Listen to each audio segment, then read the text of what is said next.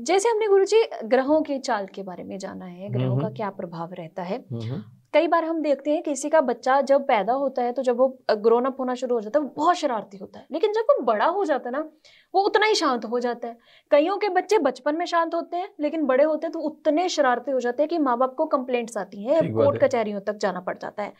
ये ग्रहों का कौन सा खेल होता है? ग्रह अपना प्रभाव कब डालना शुरू करते हैं? अगर सारे गुस्से वाले ग्रह एक जगह आकर बैठ जाएं या सारे सुखी ग्रह इकट्ठे बैठ जाएं तो उनका असर होना कब शुरू हो जाता है? ठीक बात है, बहुत अच्छा क्वेश्चन आपका जी। जी। इसमें क्या है, आपने बोला कि बच्चा शरारती या अच्छी संगति में नहीं, नीच संगति में, और फिर धीरे धीरे वो सुधर जाता है जी। ये क्या है, जो भी ग्रह है वो किसी मृत अवस्था में अगर किसी स्थान में बैठे हैं, जैसे स्वभाव का ज्ञान अपन करते हैं तो प्रथम स्थान से तन जिसको माना गया है उससे करते हैं। तो प्रथम स्थान पर जब भी किसी व्यक्ति का जन्म होता है तो उसकी दशा, महादशा, भुक्त, भोग्य ये नक्षत्र के द्वारा निकाली जाती है।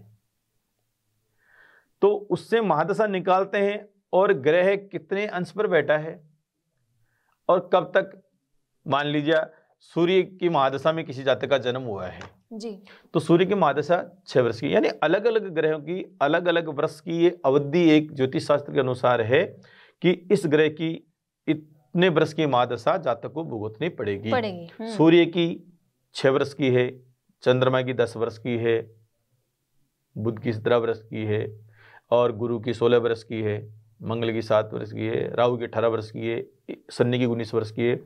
इस अनुसार ये महादशाएं जो होती है वो जातक को यानी व्यक्ति को भविष्य में भुगतनी होती है।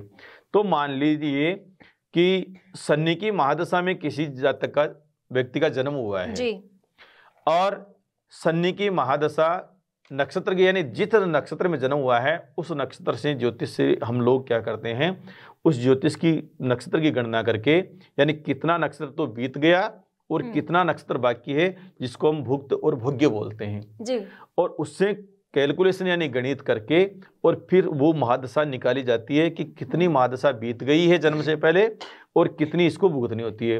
तो मान लीजिए शनि की महादशा 19 वर्ष की होती है तो 11 वर्ष की महादशा बीत चुकी है नक्षत्र के अनुसार और 8 वर्ष की बाकी है और शनि नीच स्थान में है और वो लग्न में बैठा है और क्रूर ग्रह की उस पर दृष्टि है, तो वो जातक 8 वर्ष तक यानी वो व्यक्ति बच्चा जो जन्म लेने वाला है वो 8 वर्ष तक शरारती रहेगा। और जो ही शनि की महादशा पूरी हो जाएगी और अगले ग्रह की महादशा आएगी तो वो जातक अपने आप स्वतः ही सुधरते जाएगा। इसलिए ज्योतिष से बोल देते हैं कि भाई 8 वर्ष तक तो ये बच्चा शरारती रहेगा या 8 वर्ष तक ये रुग्ण रहेगा या बीमार रहेगा या इसका स्वभाव चंचल रहेगा और उसके बाद में ये सुधर जाएगा। तो फिर मान लीजिए शुभ ग्रह की महादशा आ गई और शुभ ग्रह की महादशा आने के साथ साथ वह बच्चा जो है वो धीरे धीरे धीरे सुधरता जाएगा।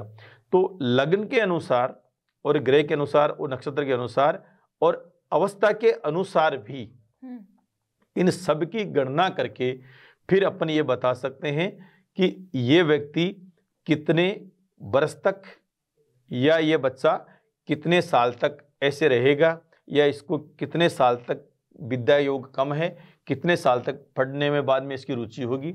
ये एक ग्रहों की चाल के द्वारा और ग्रहों की महादशा के द्वारा और नक्षत्र की भुक्त और भोग्य दशा ज्ञान करके और जन्म कुंडली के अनुसार ये ज्ञात करके फिर अपन ये बता सकते हैं कि ये बच्चा इतने दिन तक बीमार रहेगा।